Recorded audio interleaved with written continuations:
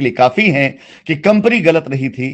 कुछ लोगों ने मिलकर के अपने निज स्वार्थ के लिए, जैसे रिटों में लिखे गए कंटेंट हैं, अमित कुमार गौतम की रिट जिस दिन डाली गई थी और जब इसका जजमेंट आया था, उसी दिन मैंने अपने लोगों से कह दिया था कि अब ये कस्टमर का पैसा डुबा दिया गए, ये कस्टमर अब किसी घाट नहीं लगने वाले हैं।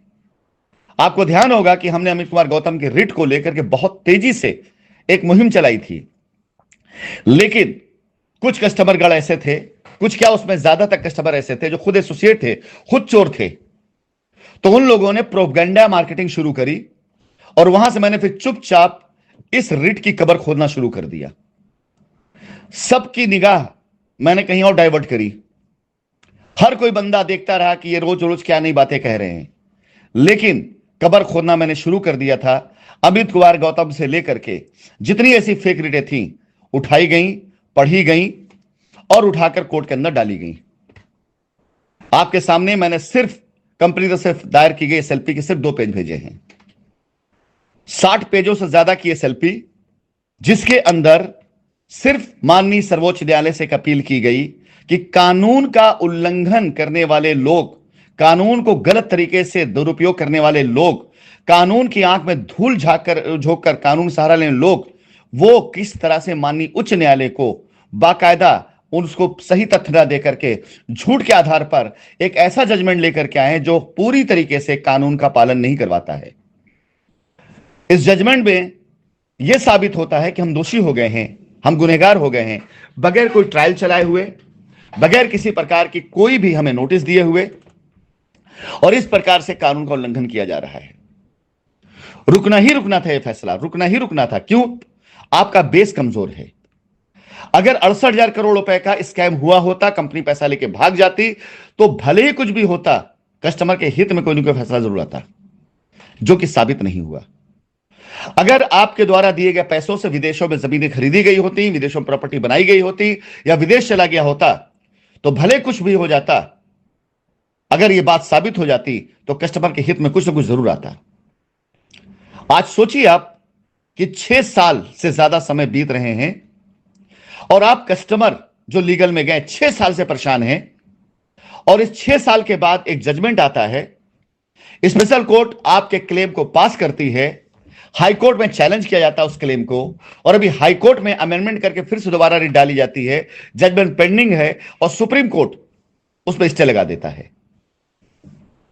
स्टे मेरे कहने पर नहीं लगा है, स्टे दस्तावेजों पे लगा हुआ है, स्टे उस रिकॉर्ड पे लगा है जो कंपनी ने सबमिट किया है, जिसे कंपनी ने ऐसी बोगस एफआईआरओ का जिक्र किया है, जिससे कंपनी ने ऐसे बोगस एसोसिएट्स का जिक्र किया जो रिटों में गए हुए हैं, जिसमें कंपनी ने ऐसे बोगस इल्जामों का जिक्र किया जो कंपनी पर लगाया गया, जिसका आज तक कोई सबूत नहीं मिला है, जिसे कंपनी ने ऐसे दलालों की पोल खोली है कि किस प्रकार से एफआईआर कराकर फिर उसी बेल करा करके कंपनी के नाम पर समझौता किया गया जहां कंपनी मौजूद ही नहीं है। ऐसे वकीलों के बारे में, दलालों बारे में बताया जो कंपनी के वकालतनामा पर कंपनी के लिए पहले खड़े होते हैं, सारे दस्तावेज लेकर, सारे रिकॉर्ड लेकर फिर कंपनी के खिलाफ खड़े हो जाते हैं। ऐसी सारी चीजें वजह बनी हैं इस रिट को दायर करने की, और ऐसी सारी वजह बनी है इस पूरे प्रोसेस को रोकने की। कंपनी का इसमें कोई दोष नहीं है। क्यों नहीं करेंगे हम इसको अपोज, अगर हम पे लगाए गए इल्जाम झूठे हैं, गलत हैं और साबित नहीं हुए? क्यों नहीं करेंगे हम अपोज अगर हमारी मेहनत से बनाई गई ये जमीनें, मेहनत से बनाई गई कंपनी, मेहनत से इकट्ठा किए कस्टमर जो लाखों की तादाद बाहर इंतजार कर हम पर भरोसा कर रहे हैं, और हम मात्र चंद मुट्ठी भर कस्टमर की वजह से उन जमीनों को बिक जाने देंगे? उन कस्टमर साथ अन्याय होने देंगे जो हमारे लिए खड़े थे? उनके साथ हम किसी तरह से कोई भी गलत काम हो जाने देंगे, जिन्हें भरोसा आज भी है कि कंपनी अगर आएगी तो हमें पैसा देगी, नहीं आएगी तो समझ लेंगे दान कर दिया? हम उनका हक मर जाने दें? क्यों चुपचाप बैठेंगे हम?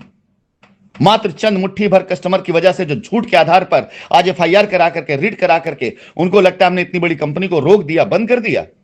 आप कंपनी को रोक सकते हैं, बंद कर सकते हैं, कुछ भी करा सकते हैं, राशिद नसीम के हौसलों को नहीं बंद कर सकते हैं। आप कंपनी को रोक सकते हैं, मेरे कस्टमर के विश्वास को नहीं खत्म कर सकते हैं। और जब तक कस्टमर का विश्वास है, जब तक राशिद नसीम का हौसला है, दुनिया की कोई ताकत नहीं पैदा हुई जिस कंपनी को बंद करा दे। यह कंपनी वापस लौट करके आ रही है। तो फिलहाल आप सभी लीगल में गए कस्टमर्स के लिए मेरा यही संदेश है कि इस फैसले को लाने में कंपनी का सबसे बड़ा सहयोग किया है आपके दलाल किस्म के वकीलों, एजेंटों की गई गलतियां। अमित कुमार गौतम की रिट सबसे पहली वजह बनी है जिसके प्रूफ जब रखे गए माननीय सर्वोच्च न्यायालय में कि देखिए ये सारे कस्टमर्स ये क्या मांग कर रहे हैं, बार बार कोर्ट का आदेश आ जाने के बाद ये जा रहे मांग कर रहे हैं कि हमारे ऐसे पैसों को मान लिया जाए, ऐसी चीजों को मान लिया जाए। और माननीय उच्च न्यायालय अपने आदेश में कहता है कि हम ये नहीं समझ पा रहे हैं कि कौन कस्टमर है, कौन निवेशक है, कहां पैसा है, खुद कंफ्यूज है। और ऐसी रिट जब वहां नॉन मेंटेबल कर दी जाती है तो उसके बाद भी उसका प्रचार प्रसार किया जाता है।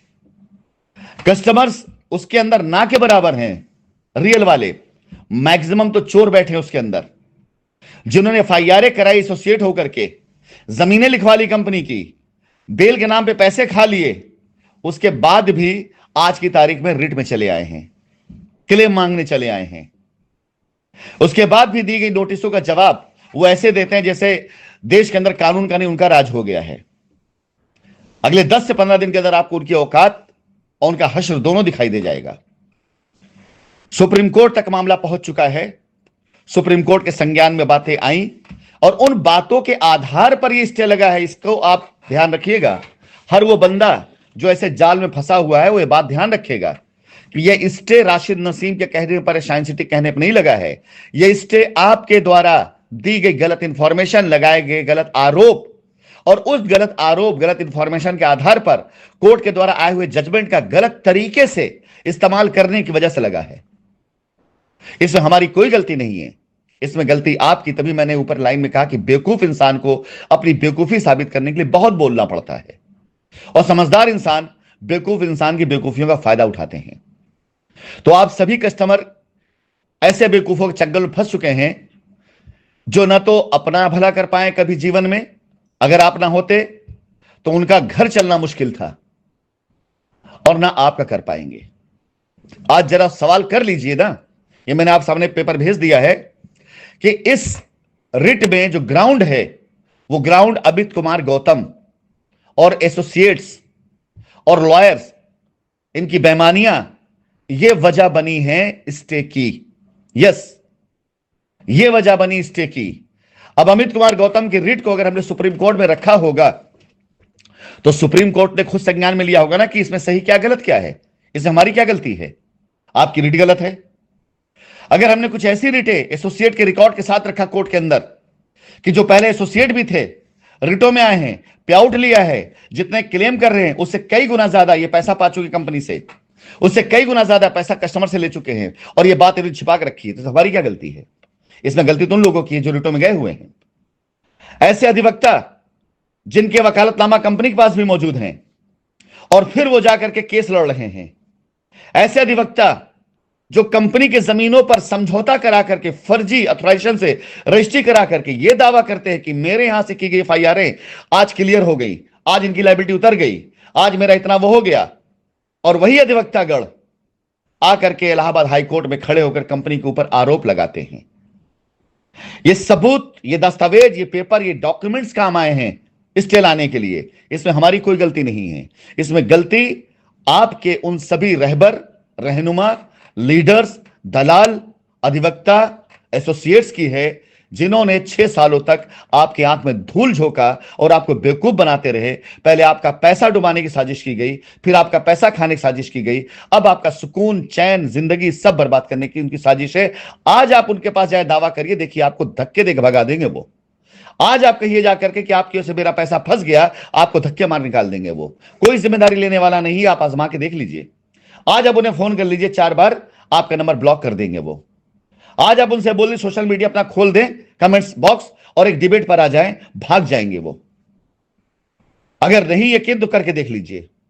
फोन पहले करिए 4 बार, 5 बार, पूछिए, जेन्युइन वजह बताएं, अब क्या होगा, सही रीजन बताएं। सुप्रीम कोर्ट का सुप्रीम ऑर्डर आने के बाद अब क्या होगा आपका, उनसे पूछिए। और लेकिन जो बताएं, जेन्युइन रीजन बताएं, वो संविधान में लिखा होना चाहिए, खाली बकवास नहीं होने चाहिए। संविधान में लिखा होना चाहिए कि किस आर्टिकल के तहत, किस सेक्शन के तहत ये आपको, ये आपका पैसा दिला पाएंगे। ये आपको जवाब नहीं दे पाएंगे। 2 बार 3 बार नंबर ब्लॉक कर देंगे आपका।